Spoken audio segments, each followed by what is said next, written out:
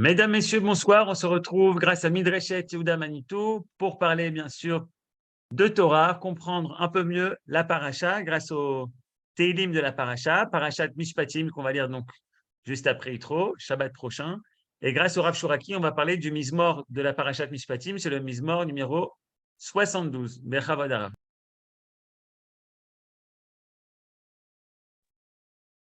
Alors, bonsoir à tout le monde. Effectivement, nous allons parler du Mizmor 72. Et puisqu'il s'agit de la paracha de Mishpatim, du système de la justice. 72 en hébreu, c'est combien? Aïn Bet. Aïn Bet. Et Akadosh Baruch Hu fait de telle façon les choses que nous sommes encadrés par des questions de justice, puisque Parashat Yitro a débuté les Aseret HaDiberot par la réforme du système de la nomination des juges, c'est ce que la Hetza de Yitro, et immédiatement après avoir fini la Matan Torah, on a dans la Torah Elea Mishpatim.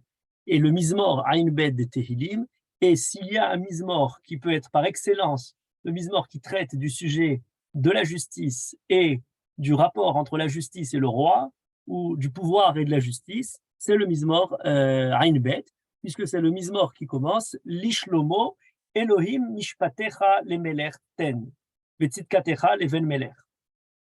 Et c'est sur ce Mizmor-là lui-même qui est amené par le Midrash Shemot Rabbah. Donc, ce n'est pas pour commenter le Mizmor qu'on va faire référence à la Torah, c'est pour commenter la paracha de Mishpatim qu'on lit cette semaine, que le Midrash Shemot Rabbah nous dit Keshem sheizir Hashem ala diberot, car izir ala din. Et d'où on sait qu'il a été mazir, donc à la justice, et la Mishpatim qui suivent la Seret HaDiberot, chez Bo Talouya Olam, c'est sur la justice que le monde réside, comme il est écrit, Meler bemishpat yamid eretz, ou Bo nivnit Tzion, Tzion bemishpat tipade. Donc on nous dit Meler bemishpat yamid eretz, c'est lorsqu'on nous parle justement de ce Lishlomo, Elohim mishpatecha lemelech ten. Akadosh Baruch Hu, on demande, c'est une prière pour Akadosh Baruch Hu, mishpatecha lemelech ten, donne la justice au roi. Et nous allons venir dans un instant au détail du Mizmor en question, mais ce qui est déjà à première vue intéressant, c'est que ce Mizmor-là est un Mizmor qui est l'Ishlomo. Et donc, qui a écrit le Mizmor? Quelle est la signification de cette expression l'Ishlomo?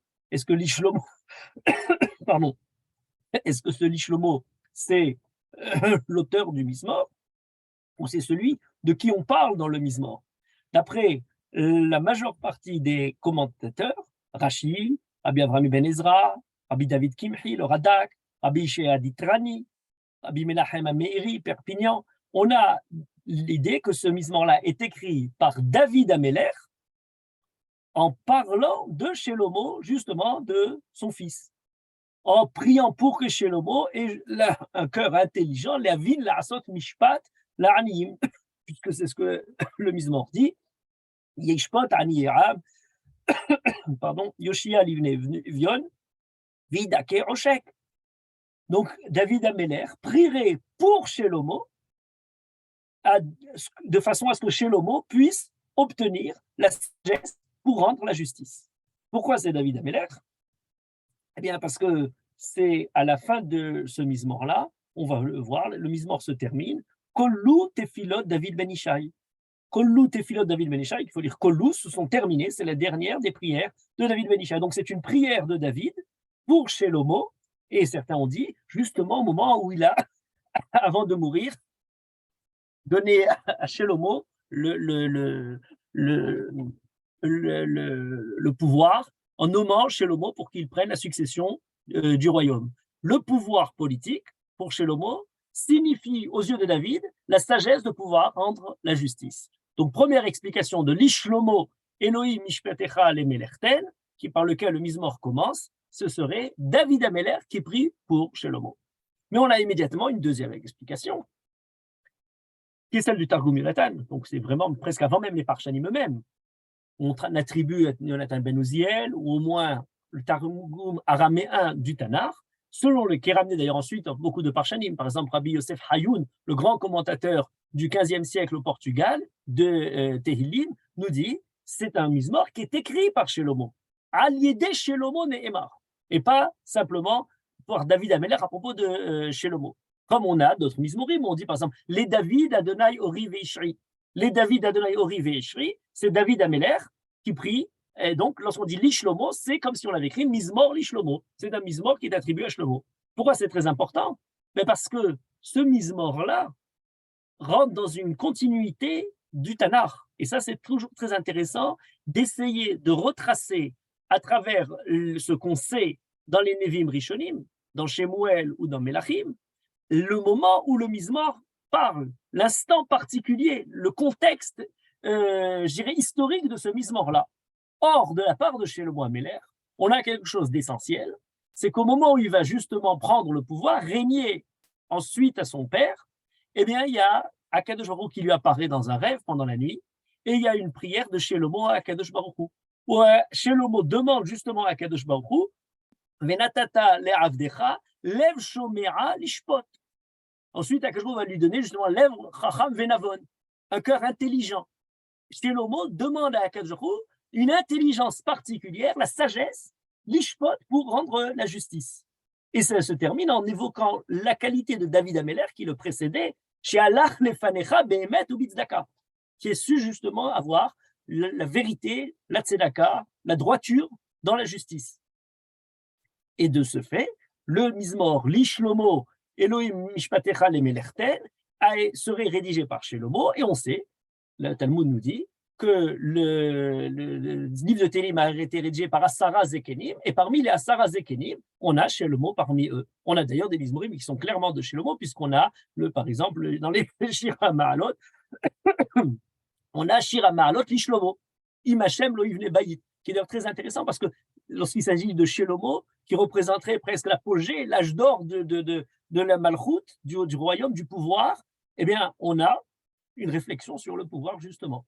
Cette expression d'ailleurs, donc le Mizmor, l'Ishlomo, Mishpat Elohim, Mishpatecha lemelerten, ferait référence à Melachim Aleph, où chez le mot, on a cette prière-là, Lev Chacham Venavon, l'attente d'Akadosh Baruch Hu de lui donner ce cœur intelligent, et on sait qu'il y a une longue histoire à ce cœur intelligent. Il n'y a pas si longtemps, Finkielkraut a écrit un livre qui s'appelait Un cœur intelligent, en faisant référence à Hannah Arendt, qui se souhaitait, suite à Shlomo HaMelech, un cœur intelligent, à l'instar de Shlomo HaMelech, qui serait à mi-chemin entre la vie active et la vie contemplative, l'action et la pensée, l'acte et l'esprit, la main et l'esprit, le public et le privé, l'intellect et la sensibilité, le cœur et la raison. Elle espérait avoir à la fois la philosophie dans la sagesse et la réflexion politique dans la conduite, dans la manière de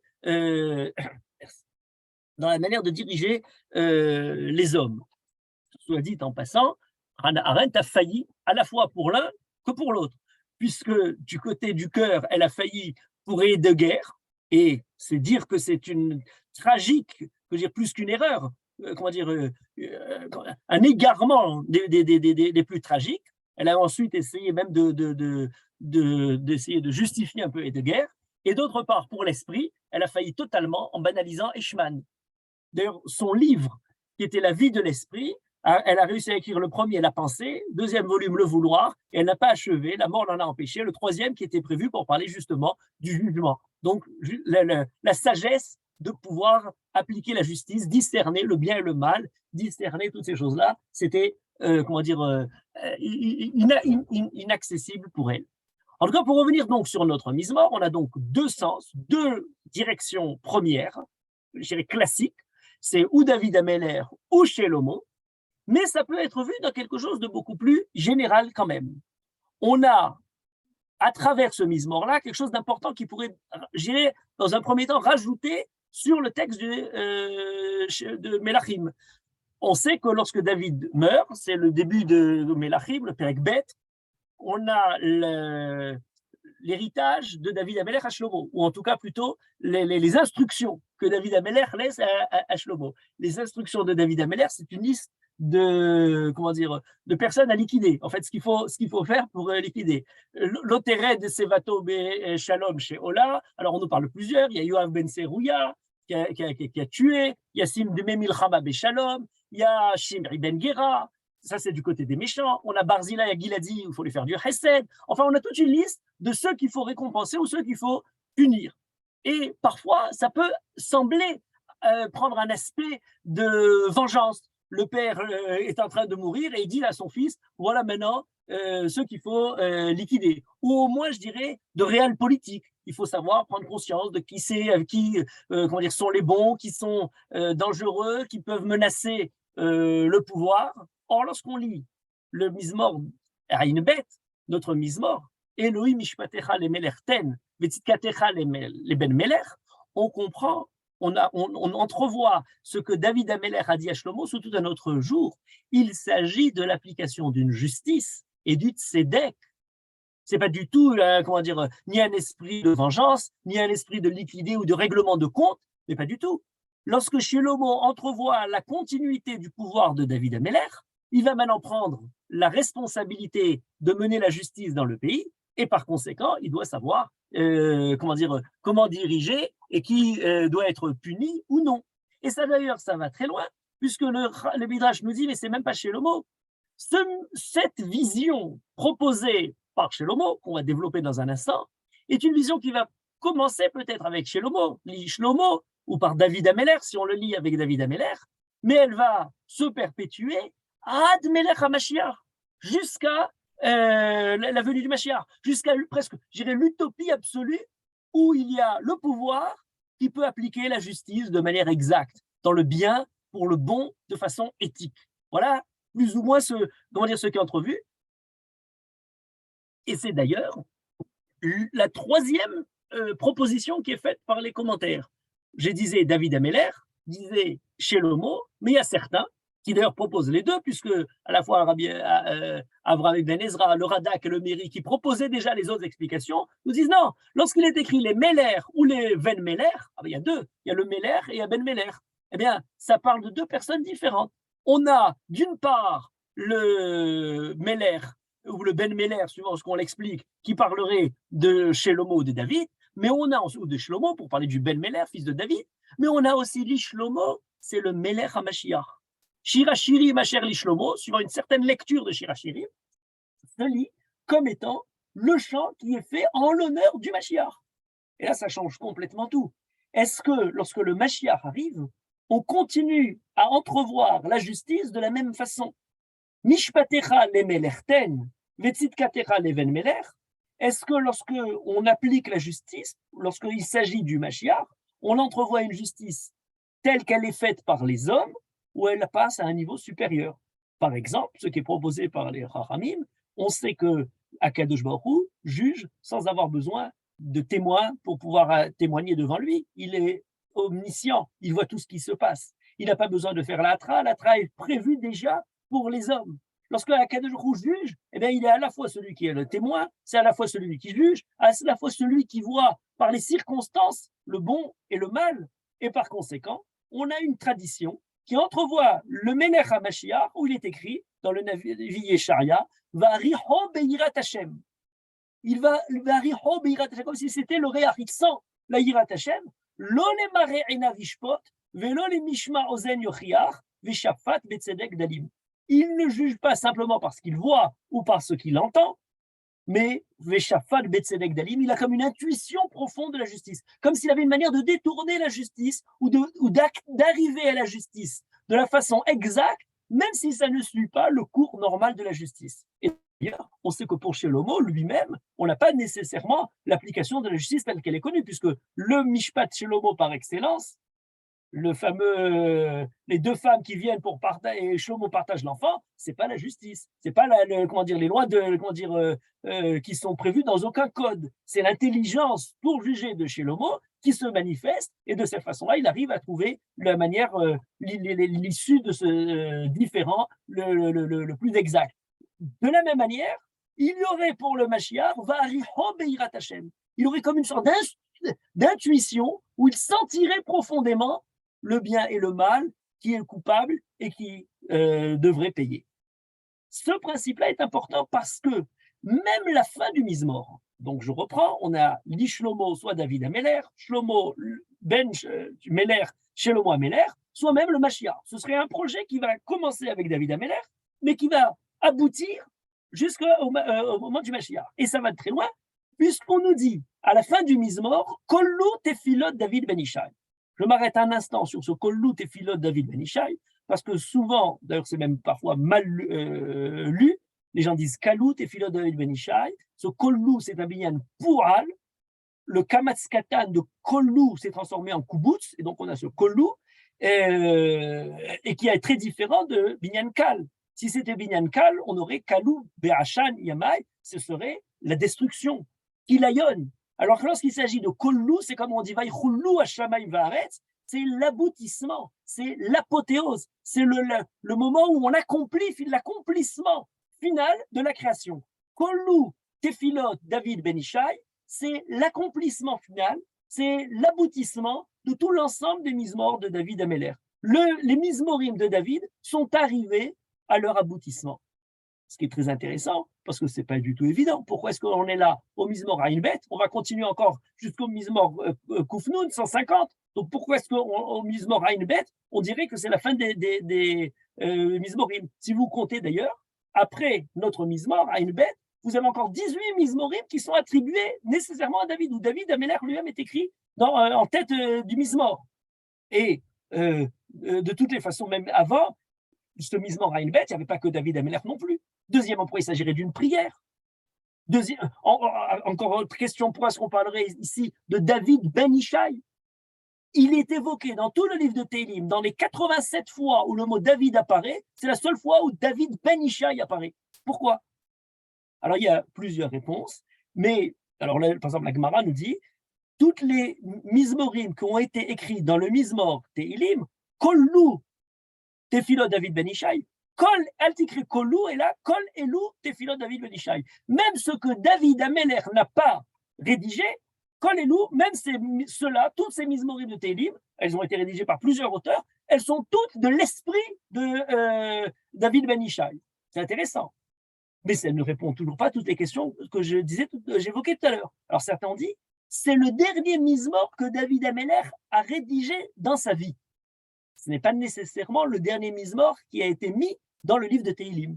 On ne peut avoir agencé le livre de Téhilim pas suivant le dernier Mizmor chronologique. Ceux qui ont assemblé ces Mizmorim-là ont voulu terminer le livre par les Shirei Ma'alot, la fin, et qui terminait dans leur apothéose avec les Alléluia, et le Alléluia Kol HaNeshamat Alléluia. Et c'est donc l'aboutissement, je dirais presque, de David, du peuple juif jusqu'à la Géoula, et par conséquent, lorsqu'on arrive au Kollu Tefilot David Ben Ishai, on a relégué ce Mizmor-là un peu plus avant, à la fin du Sefer Sheni. C'est le deuxième livre, le livre de Télim divisé en 5. Je vais revenir dans un instant. Et bien, c'est ce deuxième livre de Télim qui se termine avec ce Kol Elu Tefilot David Ben Ishai. De la même manière, si on l'explique en voyant l'Ishlomo comme étant le Melech HaMashiach, eh bien, ce serait le Mizmor dans lequel seront accomplies toutes les prières de David Améler lorsque le Mashiach viendra. On ne l'a pas nécessairement mis à la fin, mais ce Kol Elu ne signifie pas ni le dernier des Mizmorim écrits par David, ni le dernier du livre de Téhilim. C'est le Mizmor qui traite de l'aboutissement de l'histoire juive, de la venue du Mashiach, qui finalement va régner sur nous, et de cette façon-là va amener à un aboutissement l'idée même du pouvoir telle qu'elle est pratiquée avec la justice. Ce qui est intéressant, je le disais tout à l'heure, c'est qu'il y a 5 parties dans le livre de Téhilim. Ce n'est pas la fin du livre, c'est la fin du deuxième Sefer de Téhilim. Et là, c'est très étonnant parce que vous aurez remarqué que chaque livre de Téhilim se termine de manière particulière avec presque les mêmes mots, mais un petit changement. Et ce petit changement est pour nous révélateur de la lecture que nous faisons depuis le début de l'année du rapport entre la paracha de la semaine et le livre, le Mizmor en question de Téhilim. Le fin du premier livre de Téhilim, le Sefer Rishon, se termine au chapitre Mem Aleph, 41. Et la fin de ce chapitre 41, Baruch Adonai Elohei Israël, Me'ha'olam ve'ad ha'olam, Amen ve'amen. Me'ha'olam ve'ad ha'olam.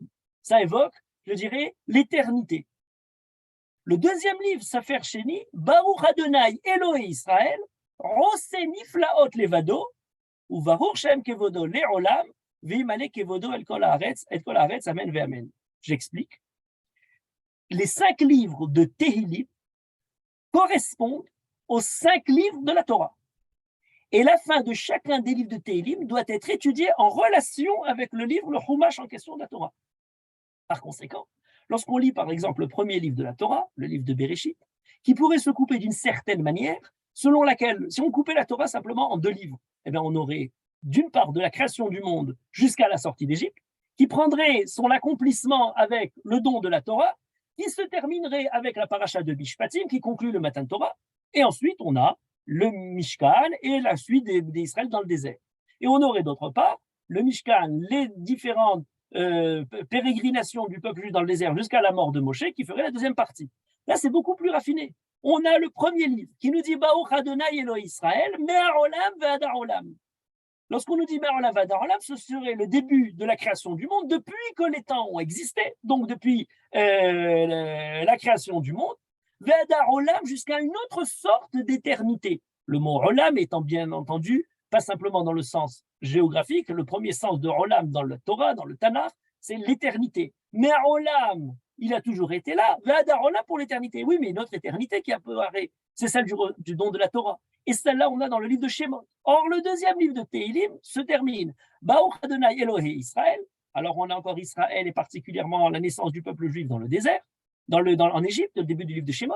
Et ensuite, on a Rosé Niflot Levado. C'est très étonnant. Ce mot Rosé Niflot Levado n'est écrit dans aucune des autres fins du livre de Tehillim. Donc, un autre livre de Tehillim, juste dans le Sefer Sheni. Et pour cause, le livre de Shemot est celui qui porte en lui la naissance du peuple juif. Rosé Niflaot Levado. On a l'impression qu'on est là en train de nous parler justement de le passage des Makot Mitzrayim, de Kiryat Yamsouf, de tous les différents miracles, Niflaot Levado de la mer Rouge, mais on termine ça par une suite où on le dit ou Baruch Shem Kevodo Le'olam Ve'imane Kevodo et Kol Haaretz. Ce qui veut dire que la vocation de la naissance du peuple juif, début de Shemot, des miracles de la sortie d'Égypte, c'est recevoir la Torah et à travers recevoir la Torah, proposer une vision, un projet qui sera l'Olam pour l'éternité, mais particulièrement Yemane Kevodo et Kol Haaretz. C'est quoi et Kol Haaretz? Ça pourrait avoir le sens physique, géographique, l'ensemble du monde, du globe, des terres, des pays, mais ça peut aussi vouloir parler des peuples qui peuplent le monde.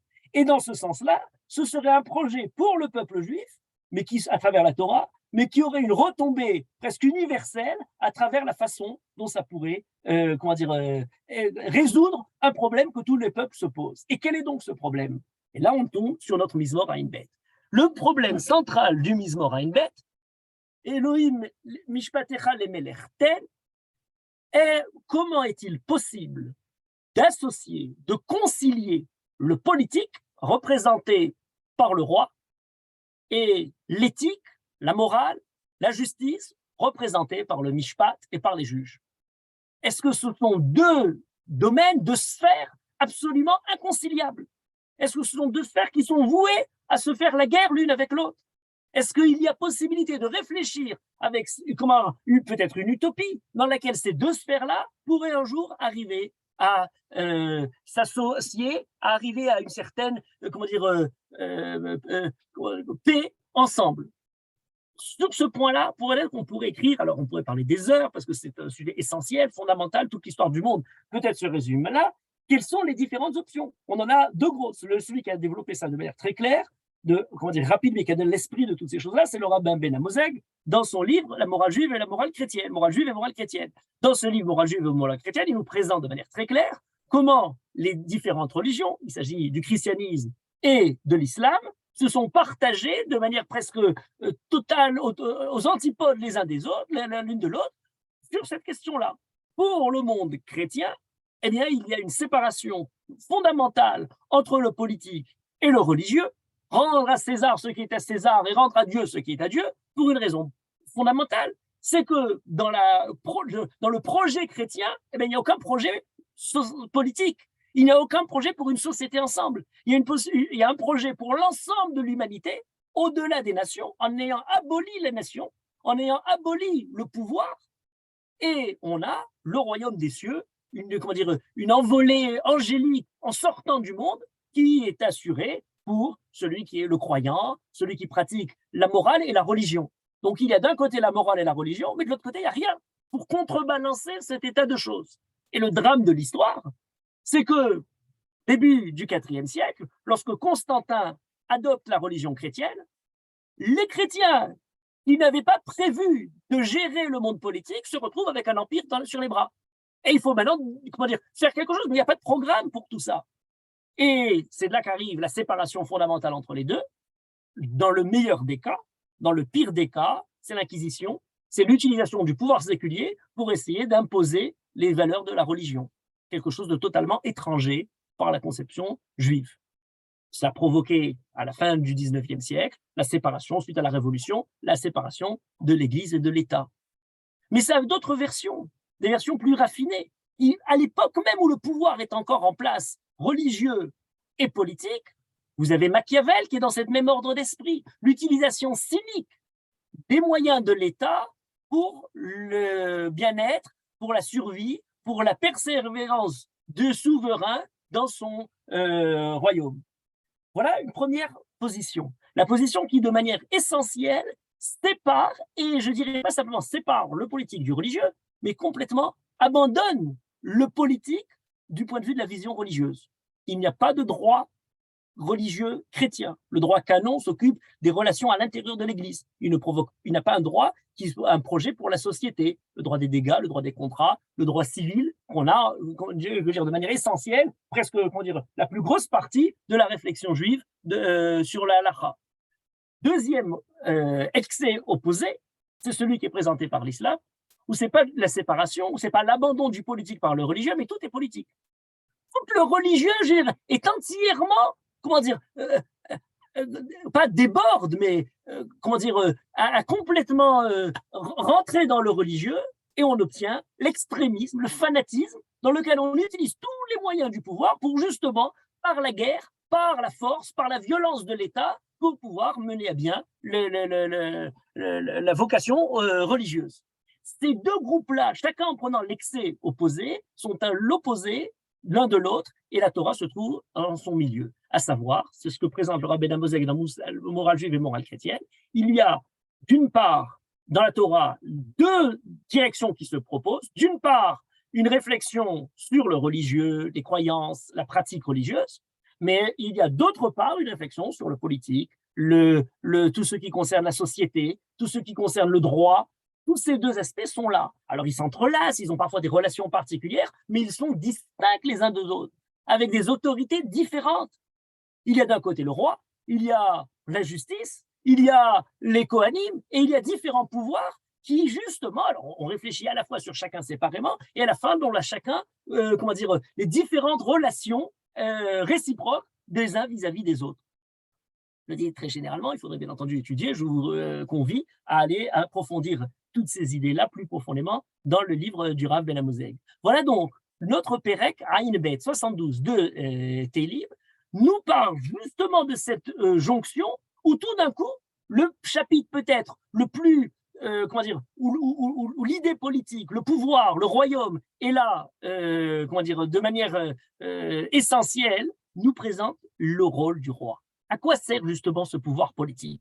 Quelle est la mission du roi? Et là, il faut reprendre le Pérec. Et en reprenant le Pérec, on a effectivement différents aspects, différents éléments qui sont très importants qu'il faut revoir. Vous commencez le Pérec du début, le Shlomo, Elohim Mishpatecha le Melertel Vetzitkatecha leven Meler, et on nous parle, les premiers psukim, jusqu'au pasuk Dalet, la justice. Yadin amecha betzedek, aniyecha bemishpat, Yisuarim shalom la'am ugvaot bitzdaka. Vous avez le mishpat, le tzedek, la paix dans la shalom la'am, dans la société, gevarot bitzdaka, la tzedaka ensuite. Alors vous avez les trois mots, mishpat, tzedek et tzedaka. C'est très intéressant, parce qu'a priori, tzedaka est dérivé de tzedek. Lorsqu'on donne, on ne fait pas un acte simplement de générosité, il y a quelque chose presque de juste à rendre l'argent aux pauvres dont nous avons bénéficié en surplus, c'est l'argent qui lui revient. Donc on a cette idée de tzedaka qui est un peu une sorte de reversement basé sur le tzedek, et on continue, pasuk dalet, nishpot anieram, yoshia livne evion, vidake roshek, et faire la justice pour sauver les vne evion, les malheureux, les oppressés. Voilà le rôle essentiel du roi. Premier point qui est évoqué.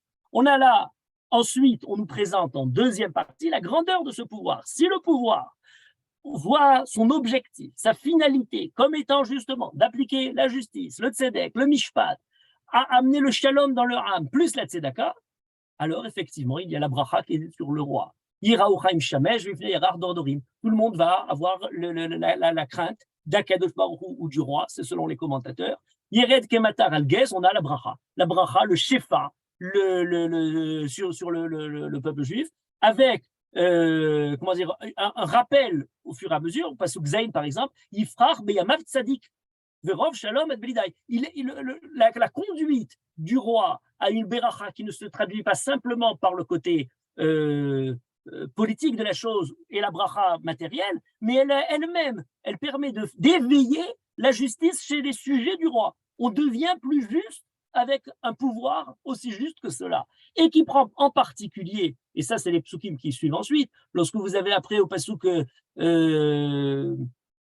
alors au pasuk Tet, Yud, Yud Aleph, c'est les différentes nations, la bracha qui est amenée à, comment dire, le pouvoir, tous les peuples autour vénèrent ce pays-là. Si le pays applique la justice, si le roi voit sa vocation pour pouvoir amener le shalom, le tzedek, la tzedaka dans son pays, eh bien alors, les fanav yichiutzim, tous les autres peuples se prosternent devant ce roi. Malchet arshivei mincha yashivu, ils viennent lui donner des cadeaux. Ishtachavu lecha kol melachim, tous les peuples justement se prosternent devant lui.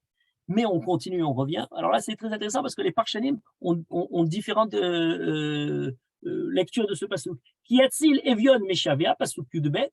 Kiatzil evion meshavea, il sauve le malheureux qui est en train de crier dans sa détresse. Verani ven ozerlo, le pauvre, l'indigent, il n'a personne pour l'aider. Yachos aldal vevion, il a la pitié pour le miséreux.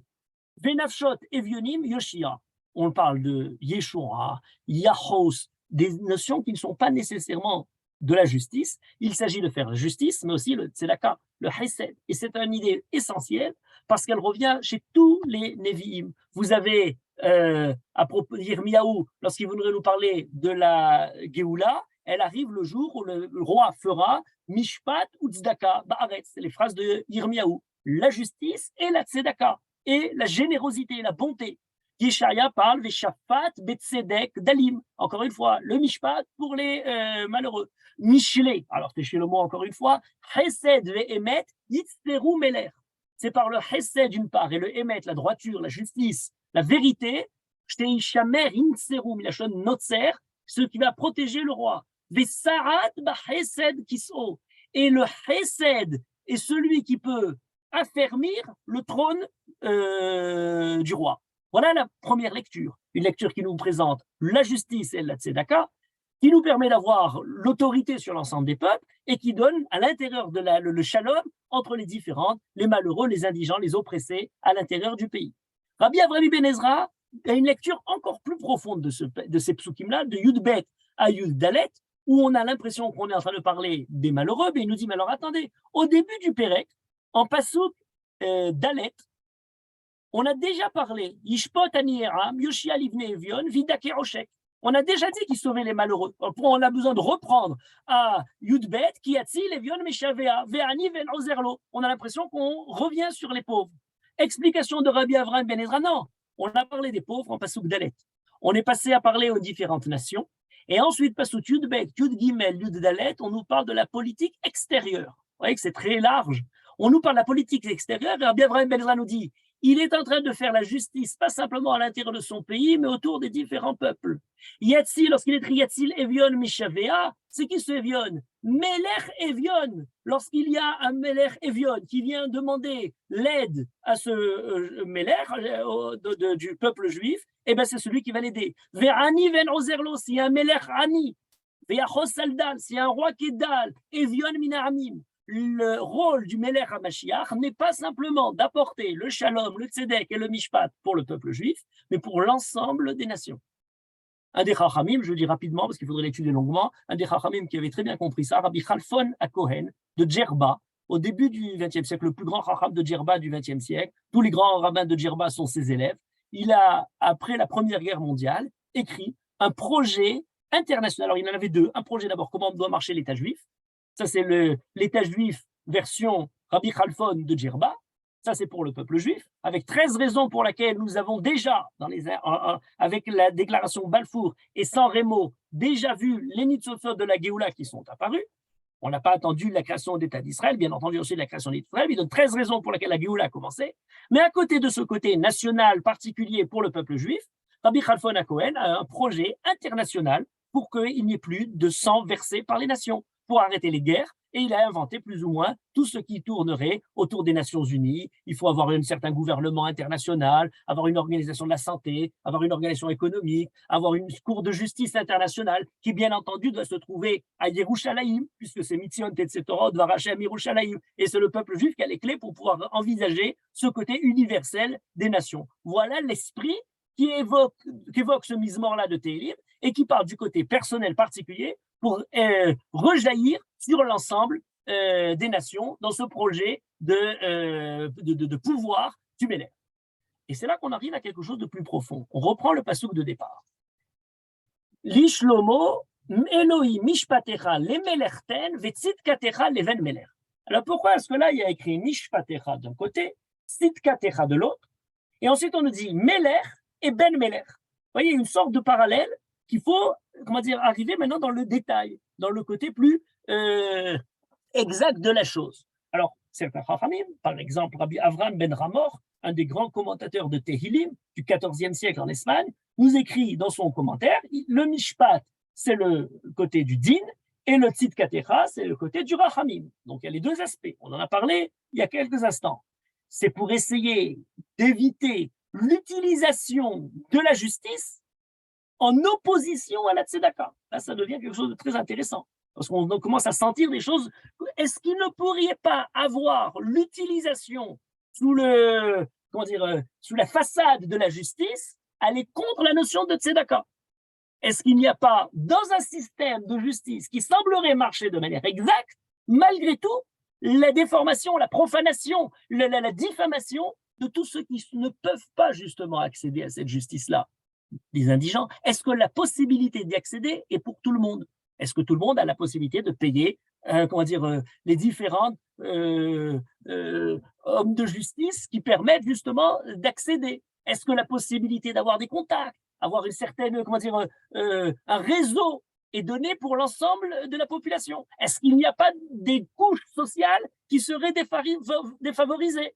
Est-ce que la possibilité même de parler, le fait de pouvoir défendre son cas devant la justice, c'est là qu'on l'a inventé dans l'époque moderne, la sanégoria tzibourite, elle n'est pas donnée à tout le monde. Il y a certains qui ont facilité pour cela, et il y a d'autres, et malheureusement ça se retrouve dans les différentes couches sociales de la population, qui justement ne peuvent y accéder. Est-ce que le devoir du roi, c'est pas de rééquilibrer justement le mishpat pour ne pas déformer pour autant la tzedaka? Alors, une grande explication donnée par Rabbi Tuvia Halevi. C'est l'occasion de connaître un chacham qui est moins connu, même si c'est un chacham d'une grande importance, à l'époque de Tzfat, au XVIe siècle, donc l'âge d'or de Tzfat, Rabbi Yosef Karo, le Harizal, etc. On a un grand chacham qui a commenté la Torah, qui s'appelle Rabbi Tuvia Halevi. Rabbi Tuvia Halevi, un des chachamim de Tzfat du XVIe siècle, a écrit un livre qui s'appelle Hentov, une œuvre massive, extrêmement copieuse, et dans laquelle il interprète de façon, sous la forme du drash, les différents psukim de la paracha, de tout le Chamisha Chumshe Torah. Et dans notre paracha de Mishpatim, il traite justement du midrash connu, dans lequel on est écrit Vele à Mishpatim. Pourquoi est-ce qu'il est écrit Vele à Mishpatim? Et le midrash nous dit, Ada ou Dirtiv, c'est là où il est écrit dans le pasuk, Elohim mishpatecha lemelerten vetzitkatecha leven melech. Donc, il évoque le midrash, notre pasuk. Lemelerten vetzitkatecha leven melech, mishpat et tzedaka. Et le midrash continue en disant Keshem chez Diberot Besinaï, de la même manière que les 10 commandements ont été donnés au Sinaï, de la même manière, Akadosh Baruch Hu a donné les mishpatim, les dinim, Besinaï. On connaît bien, et c'est la raison pour laquelle Vele Mishpatim vient juste après le Sinaï, pour montrer que les Mishpatim ont aussi donné au Sinaï. Question, mais ce n'est pas que les Mishpatim qui sont donnés au Sinaï. Rabbi Tuvia Levi pose la question et dit, mais ce n'est pas que les mitzvot, toutes les mitzvot ont été données au Sinaï, pour en parler simplement des dinim. Deuxièmement, pour amener ce pasouk de Mishpatecha le Melertel Vetzitkatecha leven melech, quel rapport avec le Sinaï? Et en particulier, Vele Mishpatim, qu'est-ce que ça explique dans Vele Mishpatim, le fait qu'il s'est donné au Sinaï? Autre question d'ailleurs, c'est qu'il y a dans le pasouk lui-même des choses qui sont surprenantes. Pourquoi est-ce que le pasouk Ve'ele Amishpatim commence par Ve'ele et pas Ele Amishpatim? C'est là qu'est basé un des enseignements les plus classiques des Chachamim. En disant, puisqu'il dit Ve'ele, Mosif ala Inyan Rishon. Au lieu de séparer Ele, c'est Ve'ele, et ceux-là aussi ont été les Mishpatim. Et pourquoi le parachat de Mishpatim commence par le din du Eved Ivri? C'est le pas le plus évident d'entre les différents lois du code civil, du code pénal. De la même manière, il est difficile dans le Passouk de parler de Meler et Ben Meler. Pourquoi est-ce qu'on ne parlait l'Ishlomo, Meler, Ben Meler? On aurait pu dire dans une seule phrase. Vous voyez toutes ces questions-là qui sont avancées. Sur la base de toutes ces questions-là que pose Rabbi Tuvia Levi, il donne une réponse. Et il explique la Torah est au centre du monde et la justice est aussi au centre du monde. Mais il y a quelque chose d'essentiel à apprendre. 1, du arrivé d'Ivry. 2, de la sortie d'Égypte. 3, de Shlomo et David Ameler, Meler ben Meler. Et les trois sont sous le même mode. Premièrement, le mode du Eved Ivry, qui commence la paracha de Mishpatim. De quoi parle-t-il? Quelqu'un qui s'est vendu en esclave parce qu'il avait volé. Ce n'est pas un esclave, c'est un serviteur. L'esclavage étant condamné par la Torah, mais on nous parle d'un Eved Ivry chez Nimkar Bignevato. Il a volé, il faut expier un peu, rembourser sa dette. Eh bien, même s'il a fauté, même il y avait une raison, il y avait quelque chose qui est accepté par la justice pour justifier cet état social, que nous dit la Torah, il ne faut pas avoir de la cruauté vis-à-vis de cet esclave. Il faut garder malgré tout le rachamim. Même lorsqu'on a affaire dans une situation justifiée par le code, même lorsqu'on a affaire à une situation justifiée par la mauvaise conduite, qui pourrait voir de cette façon-là sa punition, il est interdit d'augmenter, d'appuyer, de renforcer, de donner plus de poids dans la manière d'infliger cet état de choses, cet état de serviteur, de ce Eved Ivri. Les sorties d'Égypte, même principe. Il y a le Shirboud, la Gzera du Shirboud d'Akadosh Baruch Hu. Mais même lorsque Akadosh Baruch Hu a décidé que le peuple juif sera en galoute pendant toute la période de l'Égypte, il y a une limite à la façon d'asservir le peuple juif. Même lorsque Akadosh Baruch Hu a décidé de la galoute, toutes les différentes galoutes du peuple juif, il y a une limite à ce qui est permis pour les nations, pour pouvoir être, comment dire, le côté, comment dire, la violence qui se déchaîne contre le peuple juif. Lorsque les Égyptiens dépassent cette violence-là, dépassent ce qui est permis dans l'accomplissement de ce dîme qui a été donné dans la Berit Ben Abetarim, de la galoute, Akadosh Baruch Hu intervient. Lorsqu'il y a violence qui dépasse tout l'ordre raisonnable de l'exil du peuple juif, des dispersions du peuple juif, Akadosh Baruch Hu empêche.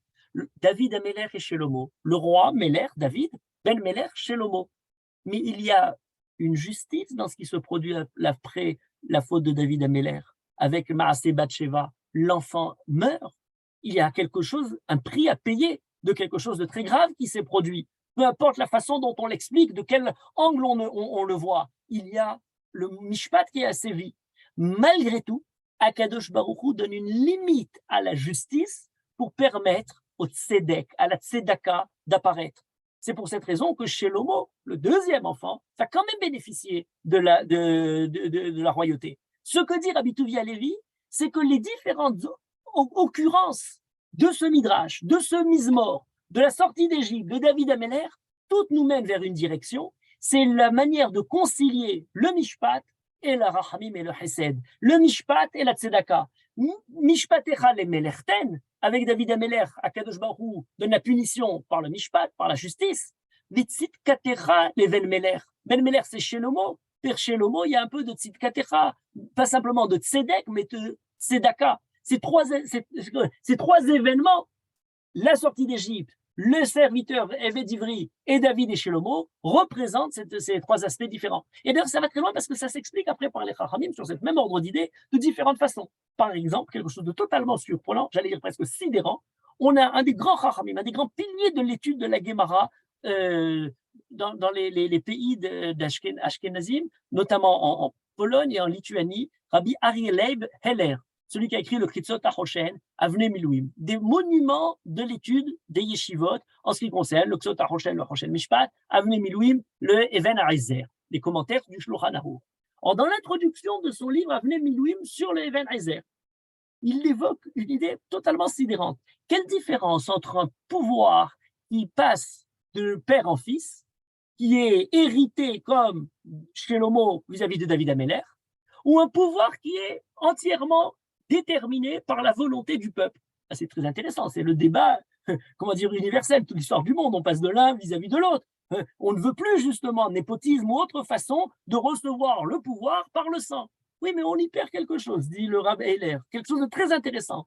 Il dit, quand le pouvoir est entre les mains du roi, il a hérité de son père, il a une force qui permet, qui ne le voue pas simplement à être soumis à la loi telle qu'elle est, mais il peut aussi, il a une certaine autorité pour pouvoir donner la tzedaka et contrebalancer le mishpat.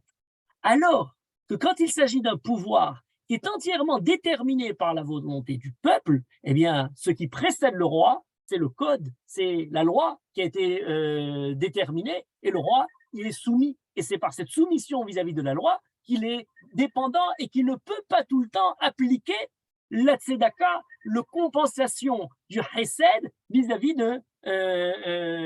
du mishpat. C'est pour cette raison-là qu'il est écrit Mishpatecha lemelerten, le mishpat pour le Meler, celui qui a été élu, celui qui a reçu ses fonctions par le peuple, Betzitkatecha les Ven Meler, c'est le roi qui hérite en héritage. Il a reçu et il peut appliquer à ce moment-là la tzedaka, quelque chose de très intéressant.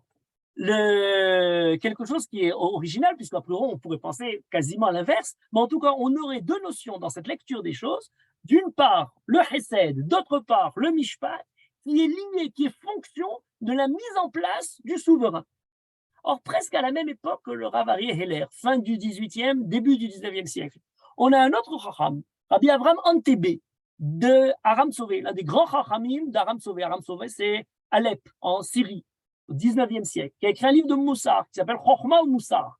Et il repose presque la même question. Et il pose la question sur les psukim qui suivent. On nous parle de justice, on nous parle du roi qui applique de manière, exacte, on parle de tzedaka. Mais ça va plus loin. Qu'est-ce qu'il est écrit ici à propos de la tzedaka? Quelque chose d'épouvantable. Yachos aldal vevion, venafshot evionim yoshia. Il a pitié du malheureux et du miséreux, et les âmes des indigents, il va sauver. C'est interdit. La justice demande Vedal lotehdar beribo. On n'a pas le droit dans son conflit de préférer, de donner une préséance à un pauvre. On n'est pas Robin des Bois, c'est pas juif tout ça. On ne vole pas aux uns pour donner aux autres. La justification par le côté social du malheureux ne permet pas l'entrave à la justice. Et même il dit quelque chose de terrible dans la suite du Mizmor. Mitor ou mechamas igan nafsham. Mitor, c'est comme trachim.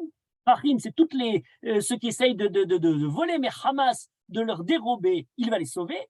Veyekar damam berenav. Et leur sang, le sang de ces malheureux, de ces indigents, de ces pauvres, yekar a plus de valeur à ses yeux. Mais non, le sang n'a pas plus de valeur à ses yeux. Est-ce que le sang des pauvres serait plus rouge que celui des riches? On n'est plus du tout dans une position juive. C'est intéressant la question qui est posée par Avraham Antebi. Est-ce qu'il y a plus d'autres? On n'est pas pour tomber dans cette justice-là à mettre, à condamner le riche parce qu'il est riche. Et c'est d'ailleurs une souga de Gemara. C'est ce que propose comme explication le Rav Antebi. Il dit dans la Gemara, dans Maseret Sanhedrin, en page Vav Amoud Bet, Zayin Amoud Aleph, on a une longue souga pour savoir est-ce qu'il est possible de faire, de déroger à la loi, ce qu'on appelle une botsera ou une pshara, si vous voulez. Est-ce qu'il est dans la prérogative du juge, lorsqu'on demande de faire la justice, d'être botsera, de faire quelque chose, une sorte de compromis, une pshara? Alors, il y a une opinion, Rabbi Yoshua ben Korcha dans la Gemara, qui dit mitzvah lipsoa. C'est une mitzvah, c'est bien. Et oui, parce que dans la justice, il y aura un qui va gagner et l'autre qui va perdre, et donc il n'y aura pas vraiment de shalom. Mais si jamais on fait une pshara, eh bien, c'est lorsqu'on est en train de donner un peu à l'un, un peu à l'autre. Il y a écrit Vaï David Rossé Mishpat ou Tzedaka. David faisait Mishpat ou Tzedaka. Quand on fait le Mishpat, on ne fait pas la Tzedaka, puisque c'est ou la justice ou la Tzedaka. Ah, mais il y a une possibilité de faire l'un et l'autre, c'est le Bitsua. Bitsua, c'est le tranché, le compromis. Dans le compromis, il y a un peu de justice, et un peu de Chesed, et un peu de Tzedaka. Voilà une opinion qui est rapportée par la Gemara.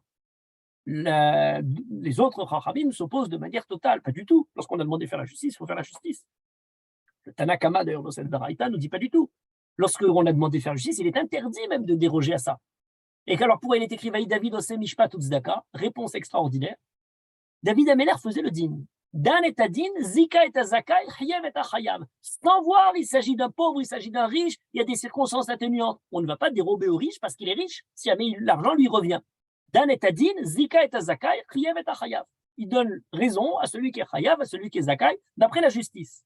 Mais ensuite, il y a une deuxième étape. Vera'a shenit chayev ani mamon. Mais il voit que le pauvre, que la justice condamnée, va devoir supporter une dette, va devoir rembourser quelque chose de très lourd. C'est vrai que la justice le donne perdant, mais maintenant il faut l'assumer, il faut qu'il puisse payer. Et là, deuxième étape de David Améler, Shilem lo mitor beto. David ne rendait pas simplement la justice, il essayait sur cette justice-là d'apporter mitor beto, la caisse qui permettait aux pauvres de rembourser sa dette. Mishpat les est à celui qui est riche, ou tzedaka les est à celui qui est pauvre.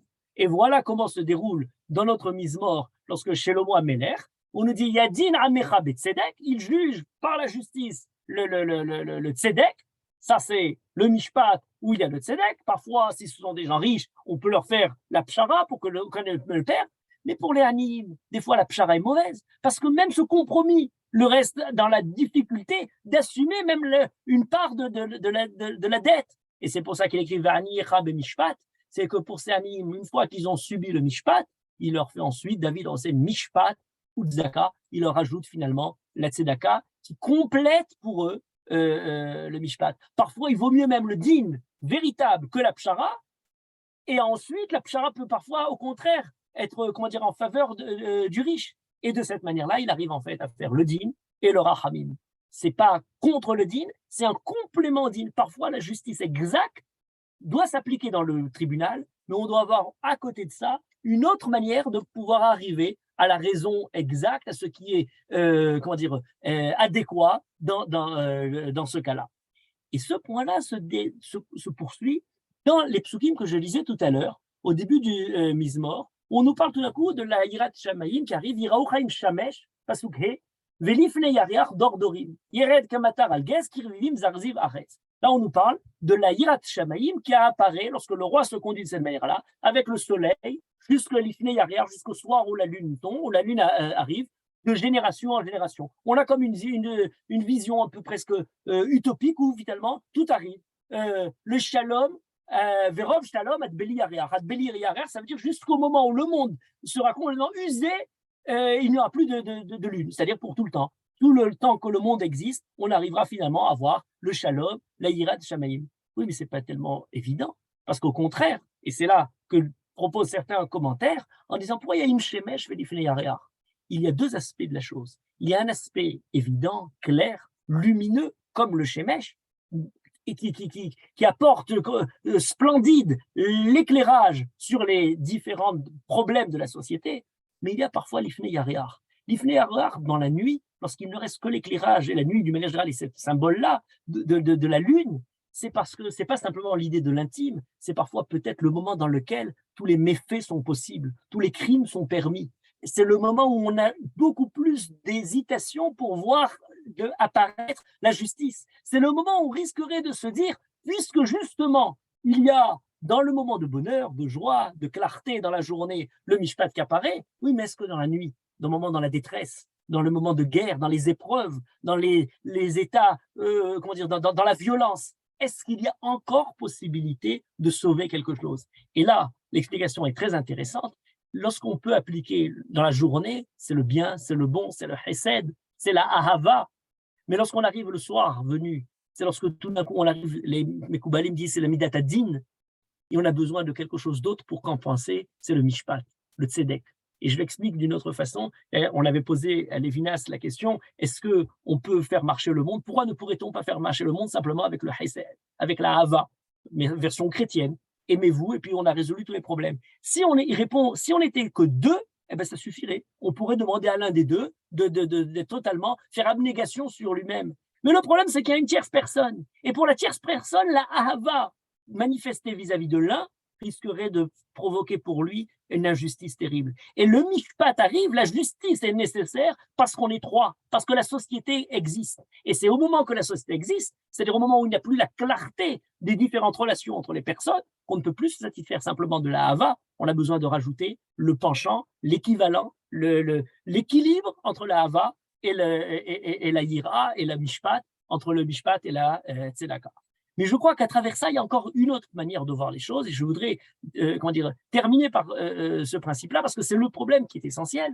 On nous présente dans ce mizmor, dans cette idée, dans cette réflexion sur la justice, le rapport qui existe, et c'est un rapport qui a longuement été développé, entre le droit, ce qui est l'organisation de la société dans tous les domaines, le droit privé, le droit civil, le droit pénal, le droit commercial, etc., plus que même la politique. Les sociétés de non-droit ne sont plus des sociétés, oui.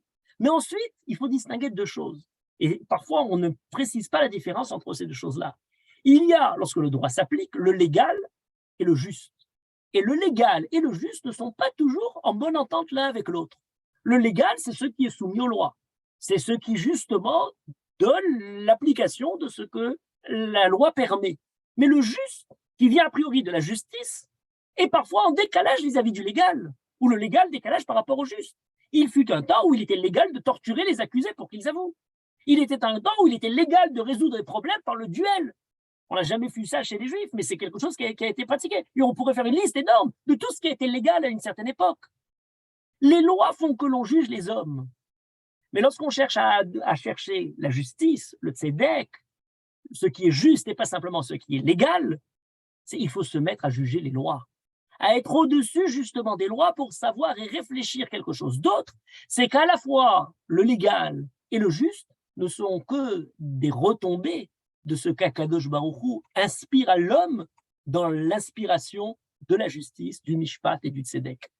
Dans la conception des nations qui séparent le droit et la religion, je disais tout à l'heure le monde chrétien, l'autonomie humaine est présente dans le droit, l'origine du droit c'est le contrat social, eh bien on a une conception complètement qui est vouée à être en opposition, à être en décalage vis-à-vis de ce qui est juste. Alors que dans la conception juive, c'est Hachem, c'est Akadosh Baruch Hu qui donne le droit, qui s'applique dans le monde, et l'origine du passouk, ce qui est peut-être le plus important, ce que je n'ai pas commenté jusqu'à maintenant, l'ishlomo, mishpatecha lemelerten, vetzidkatecha leven meler, Elohim.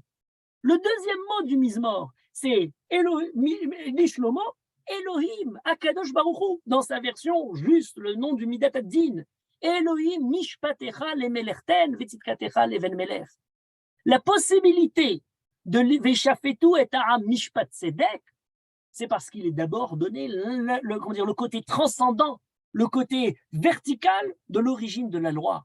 Ce n'est pas quelque chose qui est fait simplement pour pouvoir arriver dans ce contrat social à ce que la société puisse marcher. C'est quelque chose qui est fait pour que la société tout ensemble puisse s'élever à un supplément, à une densité d'être qui est l'inspiration d'Akadosh Baruch Hu.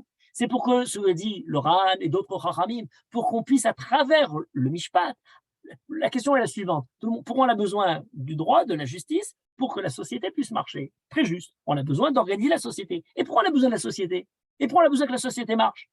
La justice parle du fonctionnement, mais ne parle pas de la finalité. La finalité, c'est autre chose. Et ce que dit le Ran, lorsqu'il parle justement du système de justice, Hul Shefa Ha'elaï, c'est pour que puisse résider parmi nous l'abondance, la profusion, la densité d'être et de pureté et de sainteté qui nous est donnée par Akadosh Baruch Hu.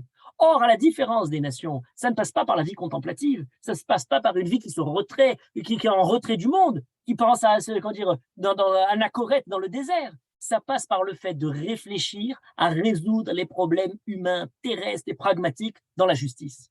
Mais ce n'est pas la finalité. La finalité de tout ça, c'est pour arriver à quelque chose de plus grand. Et je voudrais terminer cette idée par quelque chose de très important qu'on a un peu, malheureusement pas assez mis en avant. C'est un livre qui a été écrit suite à mai 68 et qui parle justement de la contestation, de la révolution, de toutes les sortes de manifestations de remise en question du pouvoir. Il y a un psychanalyste français, juif, un des plus grands psychanalystes français, c'est un juif hongrois qui s'appelle Béla Grundberger et qui a écrit un livre en 68 avec sa femme qui s'appelait L'univers contestationnaire. Et c'est venu, bien entendu, de quelque chose d'un autre livre qui avait fait en son temps qui a eu son heure de célébrité, malheureusement dans l'horreur. C'était le livre qui s'appelait L'univers concentrationnaire de David Rousset, suite à la Shoah. Donc Béla Grundberger a fait, sur le modèle de l'univers concentrationnaire, lui, il a fait l'univers contestationnaire.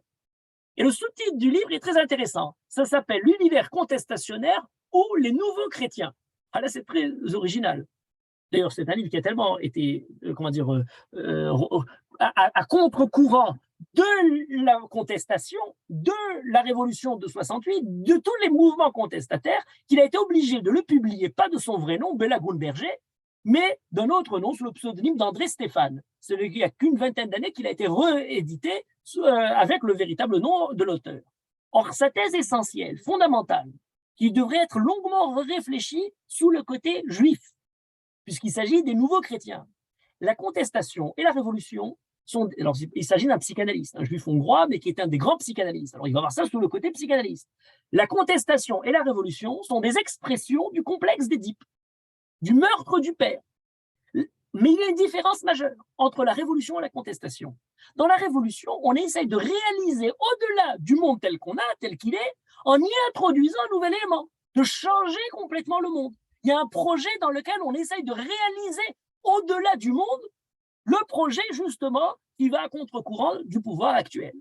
Dans la contestation, dit Grundberger, ce n'est pas du tout la même chose. On ne propose pas à réaliser quelque chose qui est au-delà du monde, on ne fait qu'éviter le monde tel qu'il est. On met en avant la réalité sociale, problématique, pour nier le monde ou pour annuler le monde. Mais 68, à ses yeux, n'est pas un mouvement révolutionnaire, mais un mouvement contestationnaire. C'est le refus de toute hiérarchie. Faire disparaître à sa base le problème lui-même. Oui, mais qu'est-ce qu'on propose à la place? Vous savez que dans différents, ça touchait tous les différents, différents niveaux de la société, par exemple, dans l'enseignement, un sujet très simple. Il ne s'agissait pas de présenter une nouvelle manière d'enseigner, il fallait faire disparaître fondamentalement la fonction professorale. Tout enseignant est enseigné, tout enseigné est enseignant, l'école dont les maîtres sont des élèves, et de cette façon-là, on a complètement éliminé le problème. Et d'ailleurs, remarquez la nuance qui est tellement, subtile. Dans le slogan de 68, on disait « Tout enseignant est enseigné, tout enseigné est enseignant. L'école dont les maîtres sont des élèves. » On dit ça aussi chez nous. « Umi talmidai yoter mikulam. » Pour on appelle le sage, c'est le Talmid Chacham, celui qui est l'élève du Chacham. Mais la grande différence entre la position juive et cette position-là, c'est que dans la position juive, on n'a pas nié la catégorie de maître et d'élève. On n'a pas nié le côté transcendant de la chose. On n'a pas continué la possibilité justement de communiquer et d'avoir justement un enseignement de l'un à l'autre. On n'a pas mis tout ça sous le même, au même niveau. On a gardé le transcendant tout en ayant la possibilité d'entendre le transcendant même dans la paraphrase de l'élève. Umi talmida yoter mikulam. Mais on garde malgré tout les talmidim vis-à-vis du maître. Prenez l'exemple des parents et des enfants. C'est devenu une contestation qui met en question toute la paternité. Et là, en plus, après, une fois qu'on a fait tomber le père, mais aussi la maternité est un leurre, ni père ni mère. On a éliminé, fait tomber la famille. Or, ce principe-là essentiel, éliminer le père, c'est fondamentalement le principe qui a été mis en avant par le christianisme. Le christianisme est, alors certains ont dit de manière générale, la religion est la délégation de la toute-puissance narcissique à une divinité. Oui, mais pour le christianisme, c'est plus intéressant. Oedipe tue son père et en tuant le père, on élimine. Alors, je dirais la chose suivante, le monde chrétien est un monde qui a éliminé le père, puisqu'on n'a plus que la mère et on n'a plus de père. Et d'une manière générale, on voudrait éliminer toute la paternité. On tombe sur mai 68. Mais la question essentielle pour le peuple juif, c'est devenir père et être responsable pour autant du réel, être responsable de la norme, être responsable de la loi. Il n'est pas interdit d'interdire, il faut réfléchir à comment interdire pour pouvoir appliquer quelque chose, avoir un projet. Et c'est en ce sens-là que 68 est un phénomène chrétien. Éliminer l'autorité, c'est totalement de bons élèves du christianisme, refus du père. Une dimension fantasmatique, comme si jamais on pouvait éliminer, comme si on pouvait vivre sans masculinité, qu'on pouvait refuser le père en refusant la réalité. La réflexion juive, c'est penser à l'intérieur de la réalité, la lucidité à la réalité, pas le rêve d'un monde meilleur et détaché du monde, royaume du ciel, opium du peuple, non. Dans ce monde, dans la rugosité du monde, que faire et comment être meilleur? Comment approcher ce monde-là du meilleur de lui-même? Et c'est là qu'apparaît les mishpatim. Le Mizmor de Shelomo, l'Ishlomo Elohim, lemelerten, mishpatecha lemelerten, vitzidkatecha leven melech. Il y a un père et il y a le fils. Le Meler, c'est celui qui fixe la norme, c'est lui qui fixe le Mishpatecha, la justice. Le fils, mais c'est le révolutionnaire, c'est celui qui conteste, c'est celui qui justement conflit de génération. Le Ben Meler, qui rêve, qui en la justesse, la jeunesse, risquerait de tout mettre en l'air. Et donc on a le Meler, Vetzit Katecha. Le père part justement peut-être du Mishpat, de ce qui est légal. Le fils dit oui, mais ce légal n'est pas dans ce qui est juste. Et il remet en question le Mishpat par le Tzedek. Or, la conception juive, c'est justement de demander à Kadosh Baruch Hu comment réussir à manifester à la fois le Mishpat du Meler, le Mishpat et le Tzedek du Ben Meler. Le rêve de la jeunesse qui envoie un monde nouveau peut se dériver, je dirais, se décliner sous deux modes. Du rêve peut se développer la révolte. Oedipe, tuer le père. Mais le rêve peut être aussi l'origine de ce qui est la révération, le réverbérage, la possibilité de réveiller. Et entre révérer, réverbérer et réveiller, eh bien préparer le monde éveillé dans lequel nous aimerions vivre. C'est ça le Mishpat, c'est ça le Tzedek, et c'est l'assemblage de ce Mishpat et de ce Tzedek ensemble qui est évoqué par ce Mizmor. C'est à ce travail-là que veille l'étude juive depuis qu'elle a commencé. C'est cela que nous est donné dans l'étude du Rochel Mishpat et de la façon dont le Mishpat et le Midrash s'associent l'un avec l'autre, la Haggadah et la Halacha. Et c'est à cela que peut-être nous pourrons arriver à la venue du Mashiach, qui donnera à cette idée l'accomplissement réel, à la fois de la justice, à la fois de la remise en question de ce qui est simplement légal, pour pouvoir accéder à travers ça au Mishpat et au Tzedkatecha ensemble. Merci beaucoup. Toda Rava Shuraki, comme d'habitude. Passionnant. Je vois qu'il y a des gens qui lèvent la main. Rina, je ne sais pas, vous voulez réagir? J'ai ouvert votre micro. Oui, bonsoir. Merci Quadarav, merci. C'était époustouflant comme d'habitude. Mais il se trouve que ce sujet me touche personnellement et à cœur. Et j'ai eu une histoire judiciaire très grave. Et j'aimerais savoir comment m'entretenir avec le Rav. Je lui ai envoyé un texto il y a 2 ou 3 semaines parce que je suis ses cours tous les dimanches.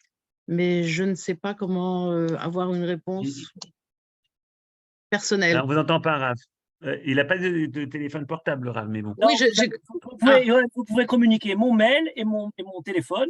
Et moi, je n'ai pas reçu il y a quelques semaines aucune. Le 30 janvier, je vous envoyais un SMS sur un numéro de téléphone que j'ai eu par une de vos. Ah non, j'ai pas. Ah bon, d'accord. Ça ne m'est pas arrivé. Alors prenez mon numéro. Rina, écrivez votre numéro de téléphone sur le chat. Je vous ferai passer l'information. D'accord. Contactez-moi. Merci, c'est très gentil. Merci, Kolto. J'en ai vraiment besoin. Merci. Je vais essayer de faire ça. Je ne suis pas sûre de réussir. Hein. Sinon, restez sur le. Alors, Zoom, je reste, oui, parce que je ne suis pas très informaticienne. Est-ce qu'il y a d'autres questions? Bruno, famille Segal, Annette? Non? Moi, j'ai quitté le cours pour aller écouter Herzog. Et c'est bizarre parce que c'était tout à fait dans le prolongement l'un de l'autre. Alors, vous écouterez Herzog après et vous entendrez le cours du Rav Shuraki en même temps. Ça se rencontre et ça se croise. Non, mais là, il faut dire quelque chose. Vous savez, c'est comme dans les films où, avant de commencer, on vous dit toute ressemblance avec des personnes ayant existé et avec des événements de la réalité est totalement fortuite. Je vais parler de rien d'actuel, rien de… Non, rien du tout. C'est vraiment actuel. C'est vraiment actuel, super actuel. Vraiment actuel. On se demande comment, à chaque fois, on est à chaque fois stupéfait, mais vraiment, je dis stupéfait parce que depuis que je suis petit, c'est comme ça et ça change toujours pas. Comment, avec les parachutes de la semaine, les éléments, mais c'est incroyable. Et on le dit, on a l'impression de rigoler, on a l'impression comme ça, mais ça marche à chaque fois. C'est fou quand même. Et Daniel Moreau, vas-y. Rav, merci pour ce beau cours. Et ma question, c'est, à votre avis, est-ce que la justice sociale, elle doit précéder la justice tout court? Je ne sais pas, je n'arrive pas trop à formuler, mais il me semble que si au départ, la société n'est pas équitable, le jugement, il est compliqué. Oui, je veux dire, vous avez une question très, très importante, mais je veux dire, là, on a touché vraiment le début du sujet. Ce que je veux dire, c'est quoi? c'est qu'après tout l'ensemble de la Oh, c'est ce qui me réflexion, fait c'est flipper. comment accomplir ces deux éléments. Et sur ça, il y a énormément à dire. Il y a énormément à dire. Il y a des façons qui sont, comment dire, changer la loi, réformer le droit tel qu'il est. Parce que c'est parfois, même dans la position juive, on a cette situation-là. Les gens ne le savent pas assez, mais on a les takanot. Le but des takanot, c'est d'écrire comment dire, un système sur certains problèmes qui est différent de ce que la Torah a présenté et qui est plus adéquat dans telle ou telle situation. Il y a des moments dans lesquels, par la justice elle-même, on ne peut pas faire de takana parce que ça ne marche pas tout le temps, il faut voir de quelle façon. Et on a d'autres moyens qui sont mis en œuvre, mais ce serait le sujet, pas sur 5 minutes. J'enseigne ça avec des rabbinim sur 2 ans. La façon de présenter le tzedek à la justice sociale. C'est un vaste sujet. Donc, vous comprenez, je ne peux pas vraiment le mettre là. J'ai donné juste le titre, j'allais dire, le principe fondamental. Après, la façon dont chaque loi et chaque détail doit être mis, ça se développe beaucoup plus longuement. Mais au moins, il ne faut pas perdre ça de tête. Parce qu'aujourd'hui, on vit une époque, et ça, c'est très important, où on a, même de l'intérieur du peuple juif, et même des gens qui étudient, certains qui disent ah mais non, il n'y a pas la justice sociale n'est pas le devoir du peuple juif. C'est des notions qui viennent de certaines époques, de certaines idéologies, et nous on n'est pas ça, et on s'en éloigne. Or il faut faire toujours très attention de ne pas sombrer dans les courants ballotté, je dirais, entre ce qui est à la mode. Alors, une époque, c'était le côté plus socialiste. Au début du XXe siècle, vous avez des chachamim enthousiasmés par tous les grands mouvements socialistes et communistes, etc., qui disent « Ah, la Torah, elle est entièrement de ce côté-là ». Après, aujourd'hui, on a quasiment basculé à 180 degrés de l'autre côté. Et les gens disent « Ah, mais la Torah, elle est entièrement libérale, libertaire, il faut tout laisser, pas du tout d'intervention, de rien ». Mais la Torah n'est ni d'un côté ni de l'autre côté. Elle n'est pas déterminée par les différents mouvements des peuples. Elle a sa réflexion profonde et parfois ça va, plus avec d'un côté, plus de l'autre côté. Et c'est cette position-là qui a un point essentiel. Elle ne se situe pas sur une ligne, une échelle qui va plus de gauche ou plus de droite. Elle se situe dans le côté vertical, dans la réflexion de la représentation de l'homme et de son devoir. Là, il y a la Yirat Shamayim qui est évoquée là maintenant, la crainte de Dieu, c'est-à-dire la présence du fait qu'on doit quelque chose devant Akadosh Baruch Hu, et en fonction de ça, on déduit, alors ça déduit le problème du malheureux, le problème des indigents, le problème de toutes ces questions-là sont définies. C'est complètement différent. C'est essayer d'élever le monde vers quelque chose de beaucoup plus, je disais tout à l'heure, Hula Shefa Elai. Merci beaucoup. Merci beaucoup. Oui, Daniel. Oui, non, ce que je voulais dire, au Rav, merci beaucoup pour ce cours magnifique. Moi, justement, les Shoftim, ils doivent avoir une crainte de Dieu.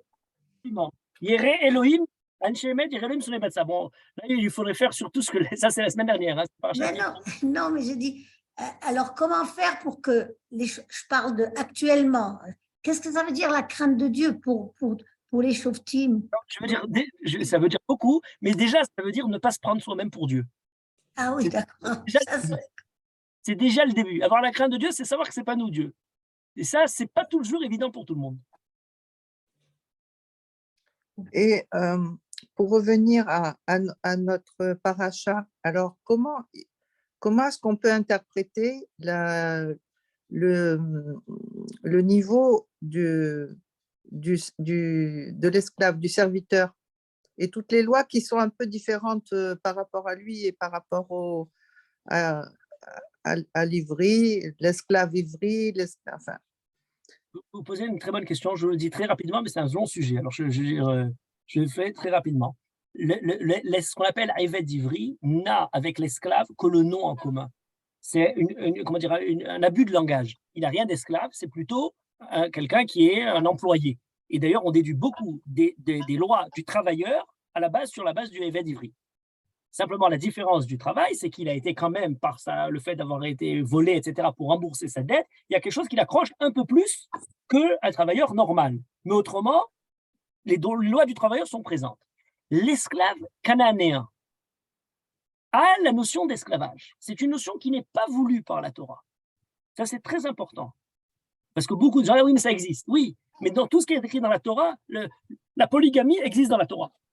Il est clair pour tout le monde que la polygamie n'est pas souhaitée par la Torah. Akadosh Baruch Hu n'a pas demandé à Adam Arishon plus qu'une femme. Lorsqu'on voudrait décrire la relation d'un homme et d'une femme, Shira Shirim, c'est une seule femme. Lorsqu'Akadosh Baruch Hu dit j'ai un peu plus, c'est que vous et j'en ai pas d'autres. Donc on est contre. Pourtant, la polygamie existe. Dans des époques antiques où il était impossible d'arriver à éliminer totalement la polygamie, la Torah nous dit il y a une deuxième femme, voilà les devoirs, voilà la façon de modérer, d'empêcher que ça dévie sur quelque chose de totalement négatif, jusqu'à ce que vienne une époque où les Chachamim de même ont interdit cette chose-là. De la même manière pour les esclaves cananéens, il fut un temps où aucun système économique ne pouvait marcher sans l'esclavage, sans machine, sans rien, sans toutes ces choses-là. Le grand danger, c'est justement l'exploitation de l'homme, ce qu'on a vu dans l'esclavage d'Égypte. Le peuple juif se rappelle tout le temps de cette idée-là. Comment empêcher que l'esclavage se transforme à tout ce qu'on a connu tout au long de l'histoire dans l'esclavage? Je vous donne un petit exemple. Même pour l'Eved Kenani, le maître doit donner à manger à l'Eved Kenani avant lui, et on dit celui Kol Mishe Kana Eved Kana Rabo, Adon Leatzmo. Celui qui a eu un esclave, c'est pas un esclave. Il prend pour lui, vu la quantité de devoirs du maître pour son serviteur, c'est comme s'il avait eu pris un maître supplémentaire. Parce que la Torah, voulant empêcher l'exploitation, cruelle de l'esclave, a mis toutes ces barrières jusqu'au jour où la chose a disparu de manière totale. C'est un modèle, justement, de compensation ou d'évolution de la loi telle qu'elle est donnée par la Torah, mais je peux vous en donner d'autres. Il y a beaucoup de séries qui sont sous ce modèle-là. C'est un principe, il faut l'étudier plus longuement. Il me semble, dans ces passages, que le but essentiel de la Torah, c'est de limiter la cruauté de l'homme. Absolument. C'est écrit noir sur blanc, le Rambam, c'est ce qu'il explique. Il dit les lois du Eved Kenani sont prévues pour, le système est accepté, mais regardez tout ce qui est fait pour justement on a l'interdiction d'être cruel vis cet esclave. Si le maître a donné des coups à l'esclave, il devra libérer cet esclave. Il y a toute une tas de limites, justement pour empêcher la dérive qui s'est produite tout au long de l'histoire de l'esclavage. Après, depuis le 19e siècle, on n'a plus besoin d'esclaves. Le monde marche avec les machines autrement. Mais il fut un temps où il était nécessaire. Comment empêcher cette chose-là? C'est ça un peu l'idée qui est derrière ça. Mais ça se développe plus longuement que ce que je fais là maintenant en 3 minutes. Merci beaucoup. Toda Rabba, Rav Shuraki.